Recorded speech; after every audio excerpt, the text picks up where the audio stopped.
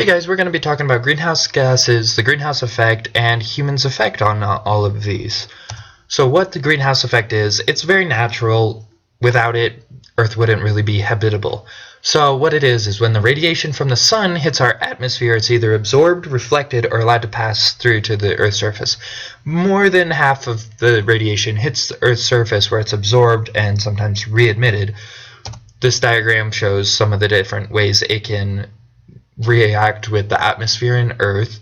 So a lot of it is reflected, emitted, it goes back away from Earth.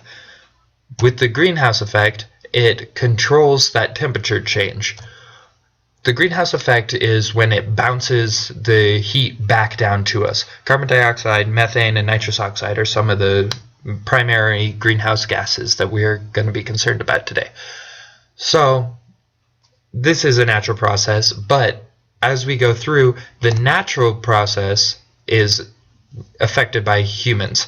The natural greenhouse effect on the left is solar radiation comes in, heat is re-radiated out, and a lot of that escapes into space. The greenhouse gases is a small layer on the left side, but on the right side there is significantly more carbon dioxide, methane, and nitrous oxide. So this captures more of the heat, makes our planet warmer.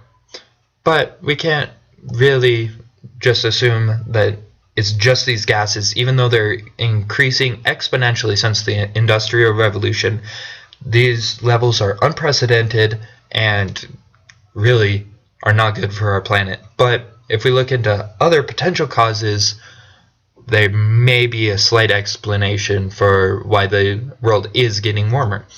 So these potential other causes have to do with Earth's orbit. There are minor fluctuations in Earth's orbit and the tilt of the planet, which would explain some of the temperature changes. If we move farther away from the sun, it's going to get colder. If we tilt farther, it's going to get colder or warmer, depending on where you're at. This makes sense. It's kind of logical, but it has such an extremely small effect on the planet that we can't really count this into how much the atmosphere is changing right now. Another potential cause is solar activity.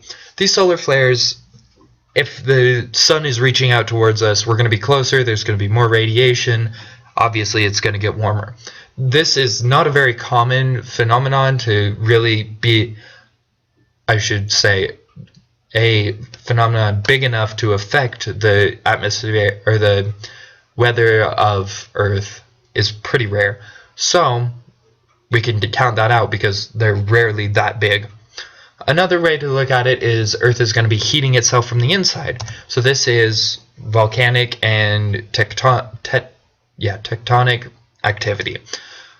It warms up from the inside, the crust's getting thinner, it emits gas and ash that may cause it, but there is not very many significant volcanoes that happen, especially enough to change the atmosphere as much as it has.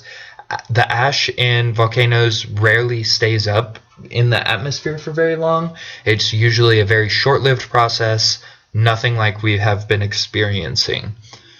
So we look at the evidences of global warming. This all comes straight off of this nasa.gov website that's on the bottom. So what we have is melting ice caps. In Antarctica, we've lost about 36 cubic miles of ice. I don't know about you guys, but that's just an incredible amount of ice to me, and we just lost that in 3 years. That's quite the feat right there. And we've also been setting record temperatures not only in the United States but all across the world. So since 2000, we've had the 10 warmest years in the past 12 years since we started recording data in 1880.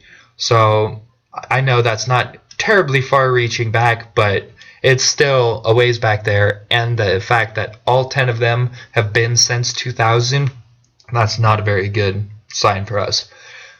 The ocean levels are also rising, probably thanks to that 36 cubic miles of ice from Antarctica, but it has risen about 6.7 inches in the last century.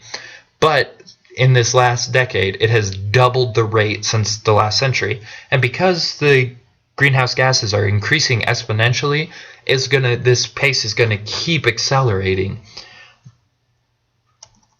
So if we look at the data of this exponentially increasing gases, that is a straight up line. Like, there's no way we should be at that kind of level.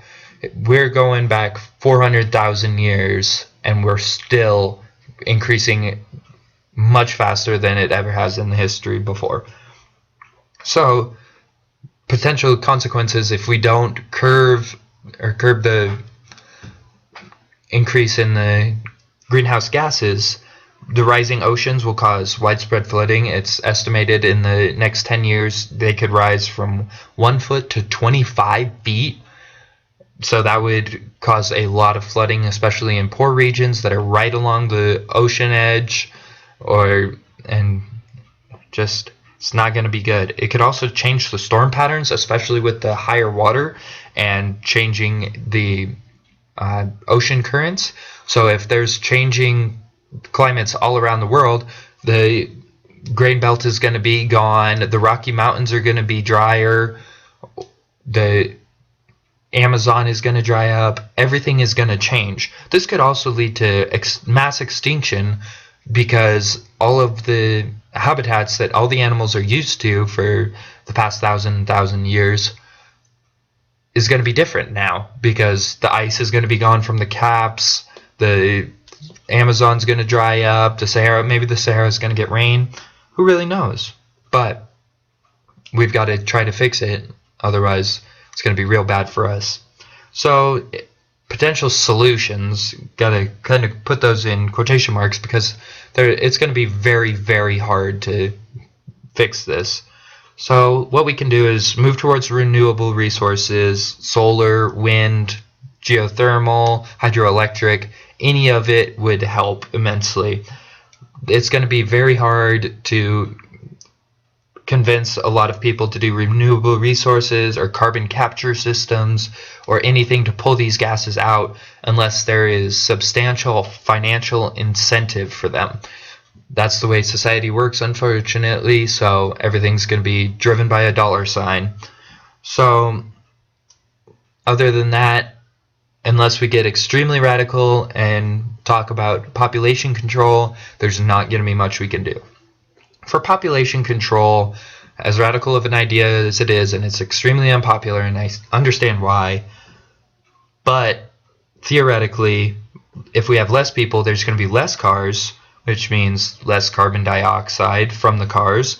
We're not going to need as much food, and the common protein is beef, and cows create an incredible amount of methane, and methane is about 30 times worse than carbon dioxide at keeping the energy in the ecosystem, or in the planetary system.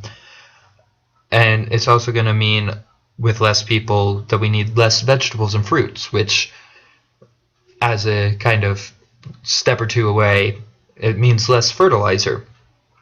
Commercial fertilizers are a source of nitrous oxide, which is about 300 times worse than carbon dioxide as a greenhouse gas.